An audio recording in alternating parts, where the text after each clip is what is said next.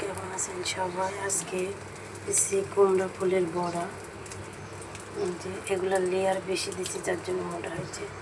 এখানে আমি লবণ, হলুদ, মরিচ আর একটু করে মরিচের গুঁড়া, আবার শুকনো মরিচের গুঁড়া দিছি, দিয়ে ডিম ফাটাইছি একটা। ডিমের মধ্যে এগুলো গুলাই তারপরে এখানে ডুবাই এখানে দিছি।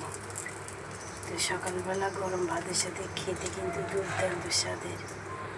তো এখন তো আমার বেলকনিতে কুমড়া ফুল ফুটছে, তো আর দেরি কোথায়, নিয়ে এসে ঝটপট কুমড়া ফুলের বড়া চপ বলেন, বড়া বলেন, যে যেটাই বলেন না কেন, খুবই অসাধারণ স্বাদের।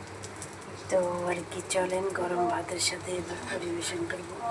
তো সবাই ভালো থাকবেন, আর ভিডিওটা ভালো লাগলে অবশ্যই লাইক, কমেন্ট, শেয়ার। আল্লাহ হাফেজ।